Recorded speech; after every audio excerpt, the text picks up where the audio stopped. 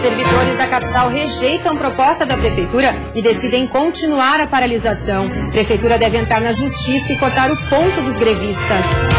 Alerta na saúde, mesmo com as baixas temperaturas, os cuidados com a dengue devem ser mantidos.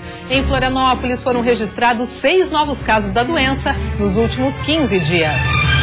Usuários do transporte coletivo da capital ganham internet de graça. Começou a funcionar hoje no Terminal Central, um projeto que fornece Wi-Fi aos passageiros.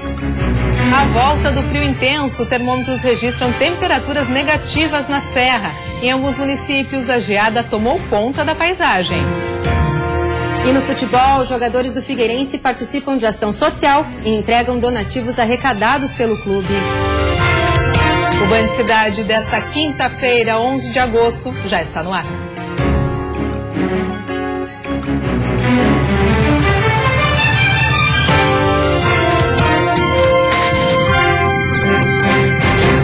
Olá, boa noite. Boa noite para você. Continua a greve dos servidores municipais de Florianópolis. A categoria rejeitou a proposta da prefeitura, que deve entrar na justiça e cortar o ponto dos servidores parados. Na saúde, a greve dos servidores atinge 30% dos atendimentos das unidades de saúde e compromete em 100% a entrega de medicamentos a pacientes portadores de HIV, principalmente os que moram na região continental. Já na educação, mais de 20% dos servidores estão parados e 1/3 aderiu parcialmente à paralisação. As propostas apresentadas pela prefeitura ao sindicato foram rejeitadas, o que surpreendeu o poder público, que esperava encerrar a greve. A prefeitura se colocou à disposição para debater o projeto da Previdência, uma comissão paritária com os servidores, de converter os dias até então não trabalhados, não em desconto de salário, mas em reposição de horas trabalhadas, e também, saindo o próximo relatório do quadrimestre, de como está o nosso gasto em relação à folha, havendo espaço, poder implementar a próxima fase do plano de cargos, sobretudo para os auxiliares de sala, que é uma demanda legítima. Mas nesse momento, a própria lei do PCCS e a própria lei de responsabilidade fiscal me impede, eu não vou descumprir a lei. O prefeito informou que deve entrar com uma ação judicial pedindo a ilegalidade da paralisação e que deve descontar os dias dos funcionários em greve. E diante da negativa, a prefeitura então agora entra para buscar a ilegalidade do movimento e desde já vai iniciar o cômputo dos dias parados daqueles que não se apresentarem terão o seu ponto cortado. A greve, iniciada ainda na segunda-feira, deve prosseguir pelo menos até sexta-feira, quando uma nova assembleia deve ser realizada pela categoria. 40 anos de operações. O governo federal anunciou nesta semana que a concessão do aeroporto Hercílio Luz à iniciativa privada deve acontecer em dezembro. No próximo domingo, o terminal vai completar 40 anos de operação e já não comporta a demanda de passageiros. Com um volume superior a 3,6 milhões de passageiros por ano, o terminal é o 14º mais movimentado do país e um dos que mais recebem voos internacionais fretados durante a temporada de verão. A maioria dos turistas estrangeiros vem dos países vizinhos como Argentina, Chile, Uruguai e Paraguai. 4 companhias aéreas operam uma média de 100 voos diários que ligam a capital catarinense a vários destinos como São Paulo, Porto Alegre, Rio de Janeiro, Brasília e a cidade de Chapecó. Além dos destinos nacionais, o aeroporto tem 2 voos diários para Buenos Aires. Nessa semana, o governo federal anunciou que a previsão é lançar em setembro o edital para concessão à iniciativa privada do Aeroporto Internacional Hercílio Luz na capital e realizar o leilão em dezembro. As obras para o novo acesso estão sendo executadas pelo governo do estado. Também estão em andamento trabalhos complementares, como a construção de um viaduto em frente ao estádio da Ressacada e a reforma da ponte sobre o Rio Tavares, naquela região. E a seguir, CDL da capital pede ao Ministério Público mais fiscalização contra o comércio ilegal. E ainda, passageiros do transporte público da capital têm internet de graça dentro do Terminal Central.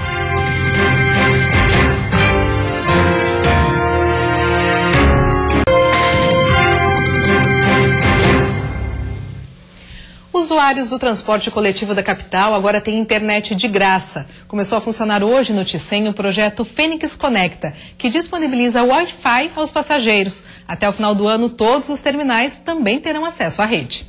Hoje em dia, difícil é não encontrar alguém com o celular na mão. O aparelho se tornou algo essencial na vida de muita gente e o principal meio de acesso à internet. E é navegando pelo mundo virtual que os passageiros esperam pelo ônibus. Enquanto o transporte não vem, o celular é um grande companheiro. E a partir de agora, quem estiver no terminal central vai poder acessar a internet gratuitamente. É um cumprimento, é um investimento do consórcio frente a uma série de melhorias e benesses que a gente está para entregar para a cidade agora nesses próximos meses, junto a outros investimentos que a gente já fez. Cerca de 140 mil passageiros utilizam o transporte público de Florianópolis todos os dias. E o T100 é um dos terminais mais movimentados da cidade. Por isso, o projeto Fênix Conecta está começando pelo centro, mas a expectativa é que o sinal seja liberado nos demais terminais gradualmente. O processo para ter acesso ao Wi-Fi é simples e pode ser feito tanto pelo celular quanto tablets e notebooks. Inicialmente ele faz um cadastro com o nome, um e-mail e o CPF. Opcionalmente agora ele coloca o número do cartão Passe Rápido. Ele tem 60 dias para inserir esse número do cartão no cadastro dele.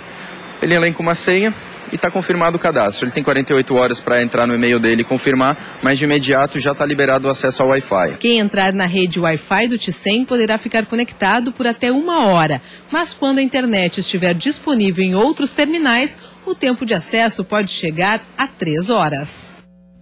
Uma situação frequente que está chamando a atenção de quem passa pelo centro da capital, o comércio paralelo. A CDL de Florianópolis chegou a recorrer à justiça para evitar que os ambulantes ocupem os espaços públicos.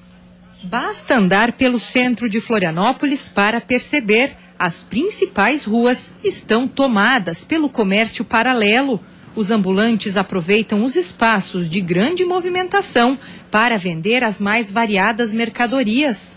Nem a sinalização para cegos escapou dos acampamentos improvisados. O próprio consumidor fica sujeito à não garantia, aos riscos pelo processo de produção desconhecido. A gente sabe que a maioria dos produtos, eles não são só de origem duvidosa, mas eles são plágios, eles são imitações, eles não usam os mesmos materiais e isso é uma irregularidade muito grande. A Câmara de Dirigentes Lojistas tentou buscar soluções na Prefeitura, mas alega que a falta de fiscalização permanente contribui para o problema. Sem alternativas imediatas, a CDL e outras 12 entidades representativas denunciaram a situação ao Ministério Público. Agora, esperam que as irregularidades cheguem ao Judiciário. O comerciante estabelecido é muito mais fácil de ser fiscalizado, as suas portas podem ser fechadas por diversos motivos. E o comerciante ambulante, irregular, ele é um comerciante que se move, que amedronta, né? Mas o poder público não pode se deixar levar por qualquer ameaça, afinal de contas, ele é a representação da sociedade, a representação da paz e da justiça. Depois da queda nas vendas de 3,5% no ano passado, o varejo catarinense, segundo a CDL, ainda não se recuperou da crise e 2016 continua sendo um período de dificuldades. De acordo com a entidade, 14% dos negócios fecharam as portas no estado nos últimos 18 meses. E qualquer concorrência desleal, na avaliação do vice-presidente, pode impactar ainda mais esse cenário negativo. Os empresários são desfavorecidos porque eles pagam seus tributos, empregam, registram seus empregados e esse é o ponto principal aí da reclamação. E no próximo bloco tem futebol. A Chapecoense ganha o reforço de um lateral já conhecido da torcida. E o Figueirense foca nos treinos para a próxima partida e também faz ação social.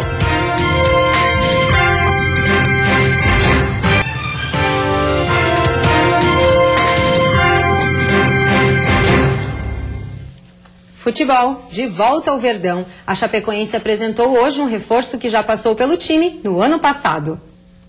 Um velho conhecido da torcida da Chape foi apresentado pelo clube como novo reforço para o restante da temporada. Trata-se de Matheus Caramelo, lateral direito de 21 anos. Jogador do São Paulo, ele esteve na Chapecoense no ano passado, quando disputou 9 jogos. Neste ano ele voltou para o São Paulo e disputou 16 partidas pelo time paulista. Com a contratação de um novo lateral no tricolor do Morumbi, Caramelo foi liberado para negociar com a Chapecoense, que já tinha demonstrado interesse no atleta. É um clube que eu gosto muito.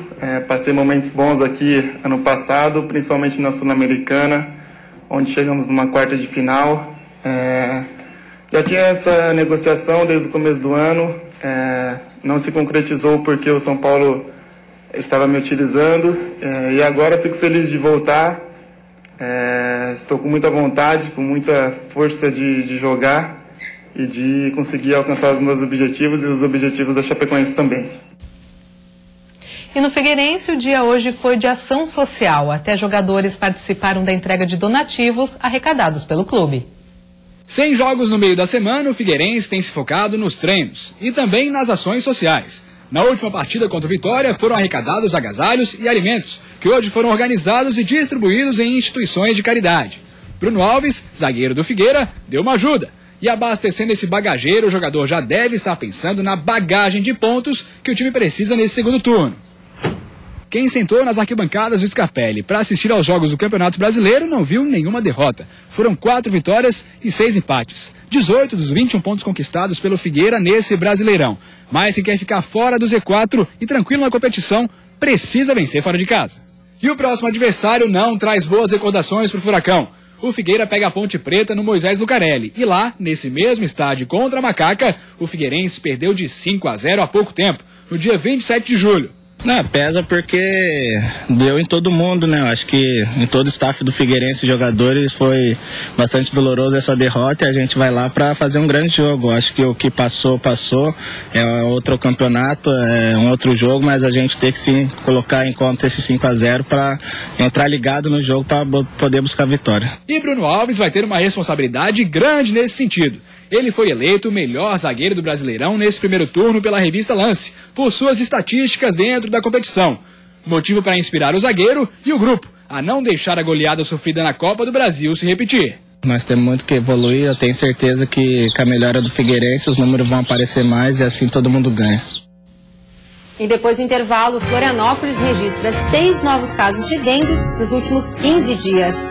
E na Serra, o amanhecer gelado trouxe geada e temperaturas